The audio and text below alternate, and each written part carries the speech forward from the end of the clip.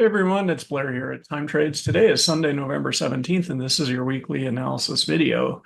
Okay, so we're looking at an A forecast because the price sailed right through our target box, followed our downward sloping line. The pivot actually started probably a few days early, up around the actual top was here on Monday, November 11th. But then after a series of lower lows on the NQ, it broke loose on Friday and had a major flush down. So this is in line with our forecast. So of course, the question, as always, is what do we think is happening next? We're going to be updating our forecast, taking a look at some of the latest information, and making any changes if needed.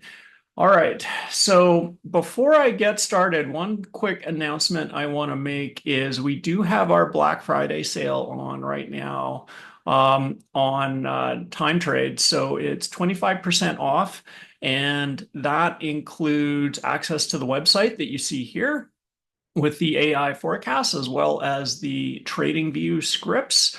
So this is your opportunity for the once a year Black Friday sale to lock in some great pricing right now on time trades. Okay, so let's get back to the content. And a big reason for this forecast box being down here starting November 27th, ending December 4th with a low at 17,460, call it 17,500, and a high at 18,700. That's the forecast box that we have. Big reason for that being where it is this teal line. This is the speed index. It's coming from the time trades planetary lines inner current. I abbreviate that to TTPL inner current.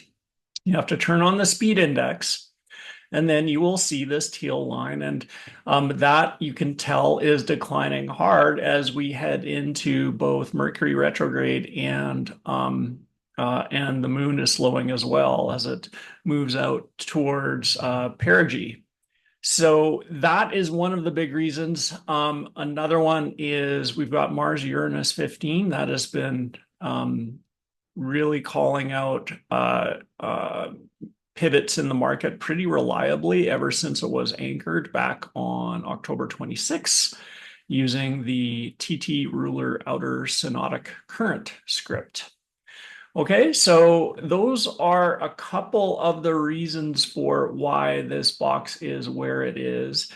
If we zoom out a little bit to the longer term, and here's my longer term chart. And you can see that we've got a pretty clear double top here in the NQ futures. And after the last double top, we flushed 17% down. Okay. And I'm going to zoom back a little bit here so you can see what these yellowish lines are. They are mostly Saturn-Uranus synodic levels. So as we squish the script, you can see how they're anchored. But let's bring up the configuration of these so you can see exactly how I created them. So the horizontal lines are coming from the PL outer current script, okay? Saturn, Neptune, synodic, scaled at $1,800 per 360 degrees using mod 360 scaling. And we have this Gann fan down here anchored to the 2022 low, and that is coming from the GF outer current script. Again, Saturn, Neptune, synodic, and this is scaled at $18,000 per 360 degrees. Has to be a little bit steeper so that we can get that effect. And what you will notice is how reliable these planetary lines have been in terms of identifying major tops and major bottoms. So you can see up here we got this major top back in 2021. It mostly caught the bottom with a little deviation around lower. But I'm looking to these slower lines to identify or confirm major tops and bottoms here.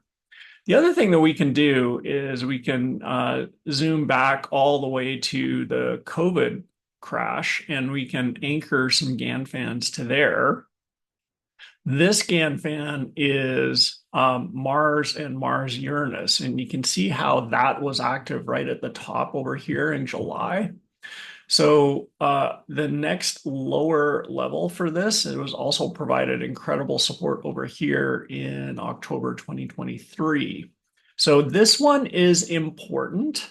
And it is going through roughly 17,700, okay, in early July.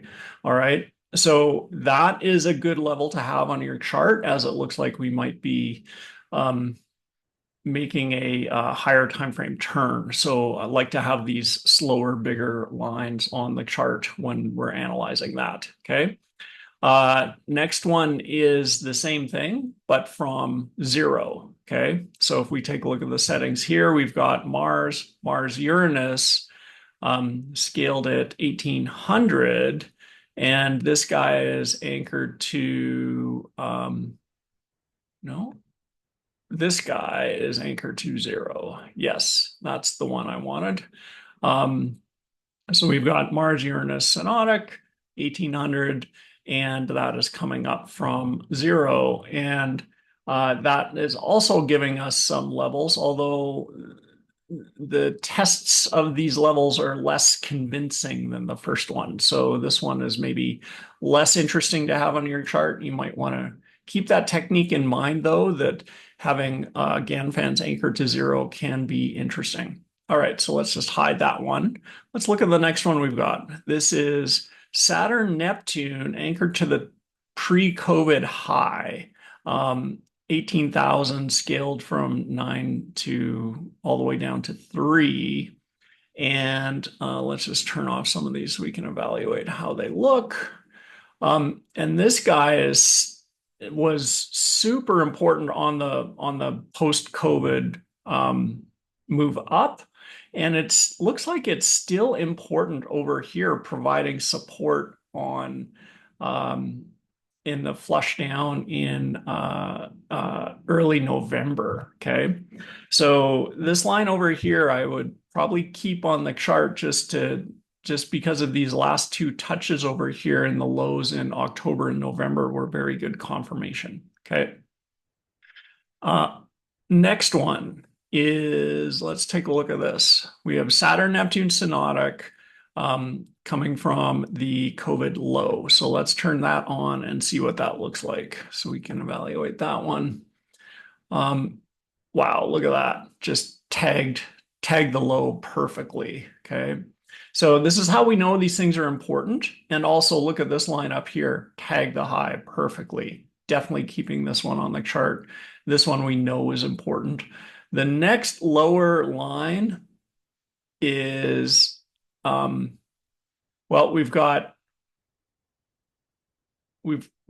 one of the Saturn Neptune synodics over here at, let's say, 20,300.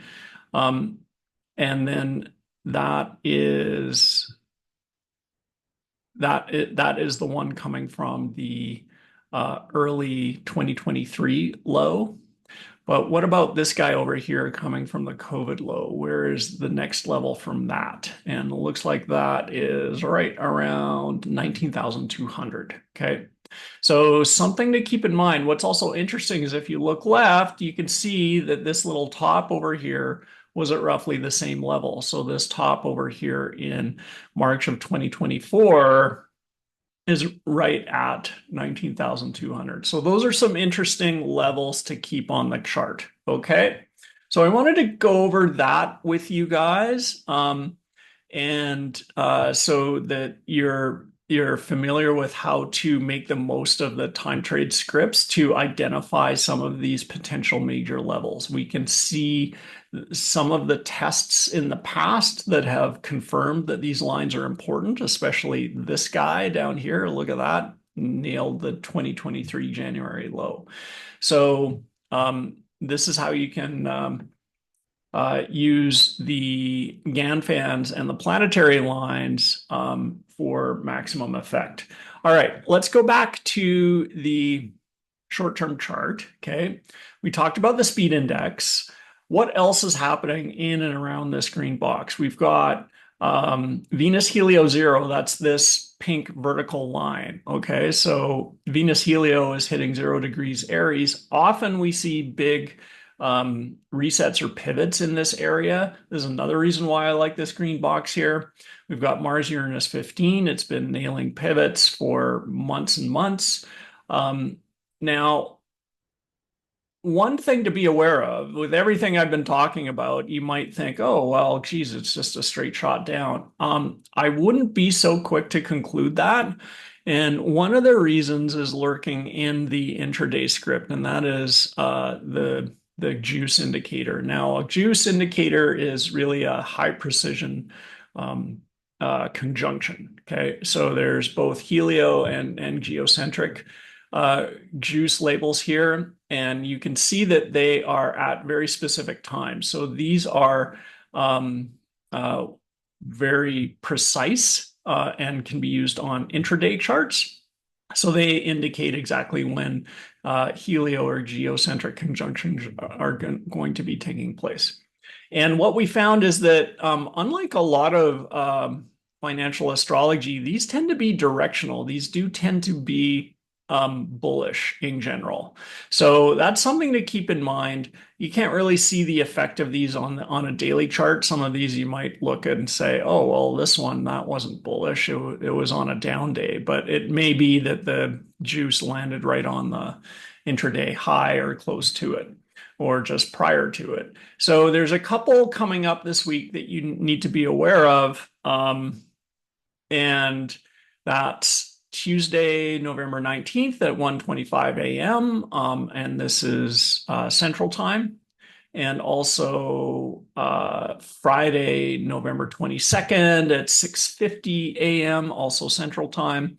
And also, of course, big news this week is NVIDIA earnings, which has been mostly bullish over the last couple of years. So couple things to keep in mind before you mortgage the house to buy zero DTE puts. Not something I would recommend, but there is a potential for a short-term pop around these juice events during the week. But I think overall, the downtrend is pretty strong. We've got confirmation that this declining speed index is pulling things down. And we do need to, this looks like a significant change in trend. Okay, so that being said, I've got no change to this target box right here. I like where it is. I like the dates. I like the prices. The prices are pretty much aligned with some of the major supports that we see over here on the longer term chart, centered right around 18,000. So the green box, by the way, is centered right around the 18,000 level.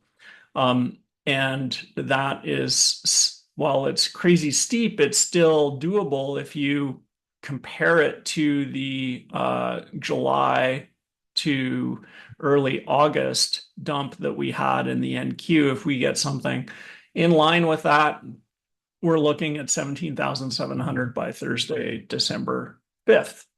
Okay. So that is a summary of the NQ. Before we change channels to Bitcoin, I do want to do a quick look at the time trades AI indicator here.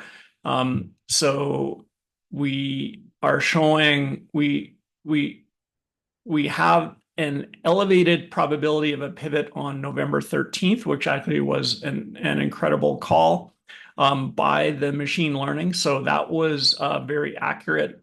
The next area of elevated pivot is November 27th, and that is right at the start of the green box over here, November 27th. So that's something to keep your eyes out for.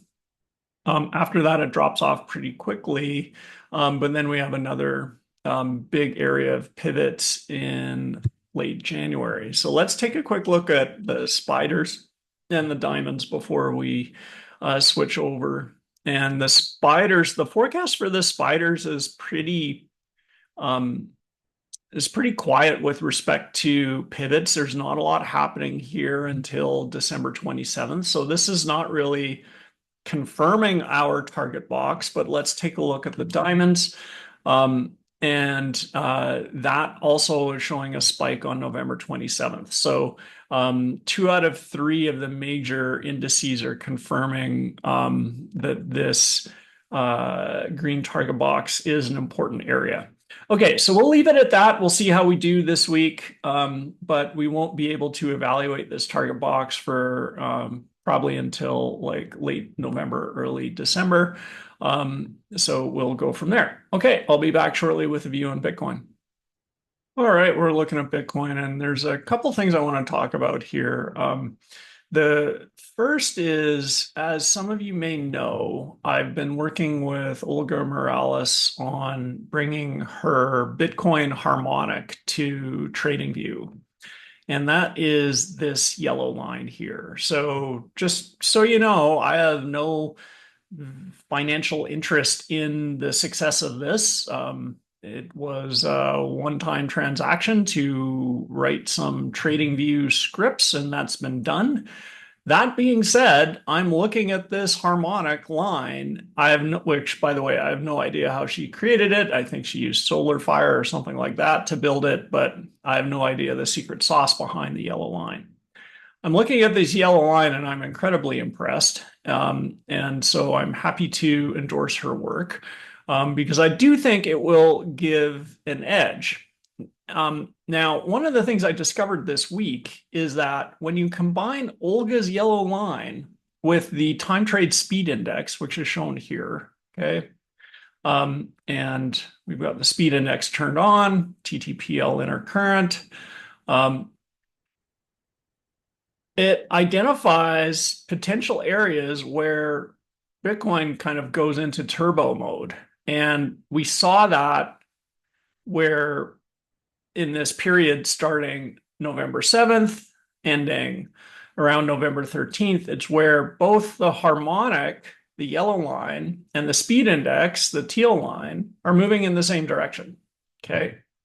So I've drawn green boxes around where that happens. This example here from October 17th to October 21st did not really work. It was kind of like a consolidation. But this example here from October 13th to the 17th, that worked. This example here from the September 28th to October 2nd, that worked. This example here from September 6th to September 10th, that worked.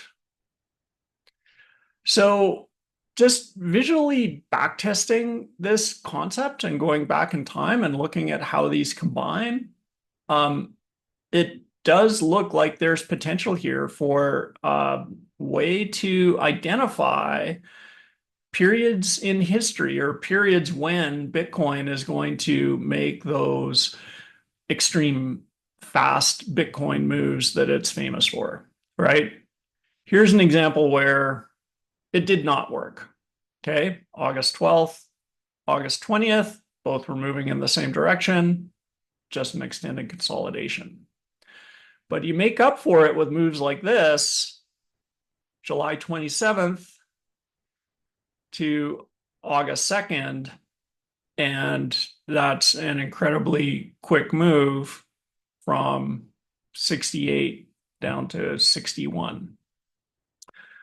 All right, and there's other examples here that you can see. So on the whole, I think this is worthy of more exploration. And those of you that have subscribed to Olga's Bitcoin Harmonic, I'd encourage you to take a look at this technique and try it out for yourself. Just do some analysis and confirm that this meets your risk parameters. Those of you that don't have Olga's Bitcoin Harmonic, I'd encourage you to consider it because I think it is a very useful addition to what time trades can do, and time trades can complement it and make it even better. Okay, so that's one take on Bitcoin. You can see that coming up here, we've got another green box that has just started with both prices, both lines moving in the same direction, although the Bitcoin harmonic is somewhat of a weak move down. The steeper move down looks like it's going to occur over here, November 23rd through November 28th. All right. Let's take a look at day trading intraday on Bitcoin. One of the things I've been posting to Telegram, and those of you that are not on the Telegram, I'd strongly encourage you to consider joining, is the use of the diurnals. So when using diurnals with Bitcoin, and diurnals work great with stocks as well, when using diurnals with Bitcoin, I like to set the ascendant band location to London, scale it to some multiple of 3,000, and mirror them. Okay, and this is a 4-minute chart. And you can see here how these provide some incredible support and resistance levels. But the major way that I like to use diurnals is you see how the diurnals tend to make these diamond shapes, right? So we've got these diamond shapes, and what I've found is that when price tends to move across the lower right of a diamond, so like right here, here's a good example. This is the lower right of the diamond. This is the upper right of a diamond. Here's a little fake out. And then price moved across the lower right of a diamond. That indicates an upcoming bearish move of some degree. Okay, when you have price moving across the upper right of a diamond, there's a bullish move coming of some degree. It could be small, could be big. But these provide some very good confirmations. And here, look at this one. This is a great example. Price moving across the lower right of a diamond, coming back for a retest before flushing down a few $1,000s. Okay. So this is a very good tool if day trading crypto is your thing, and something I'd encourage you to take a look at and see if you can integrate into your process. So let's conclude the call today with a look at the Bitcoin AI forecast. If we turn on all probabilities, including the directional ones, we can see that we've got a big area of 2 standard deviation moves coming here on the non-directional probabilities, and no pivots of note until December 21st. Okay.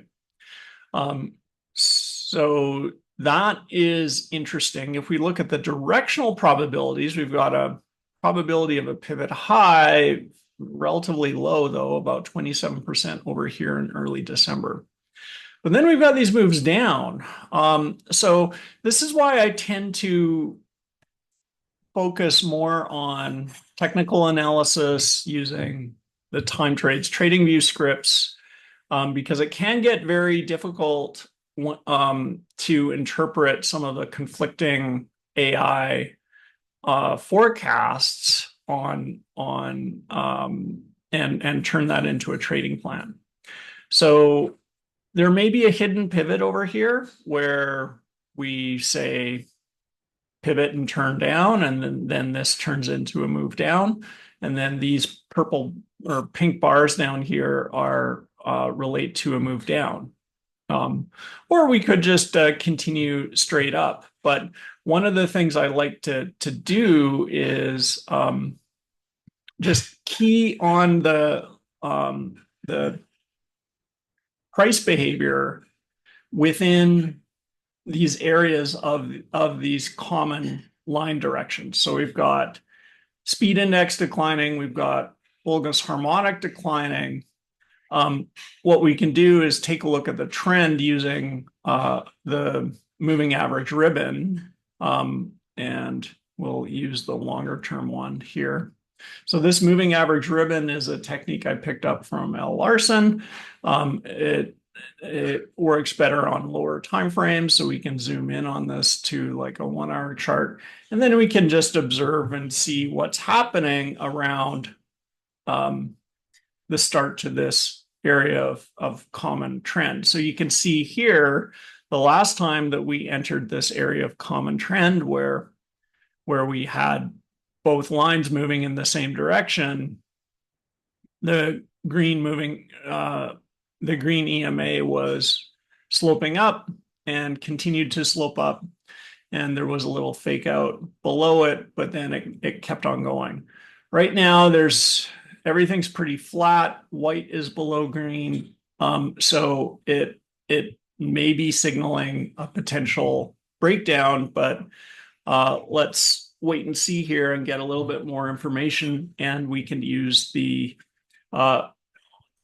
diurnal lines on an even lower time frame to see if this turns into a big trend. So this is one of the ways in which we can kind of derive a direction without anticipating. And anticipating a direction can be very dangerous, as you probably know.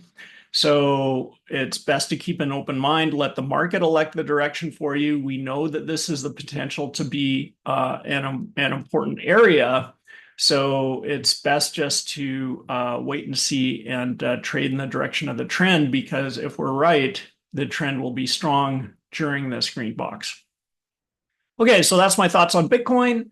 Let's close the call out. As a reminder, everything I've talked about is education only and not financial advice. You own your own trades, and please manage your own risk. So good luck trading this week, and I will talk to you again next week. Thank you. Bye now.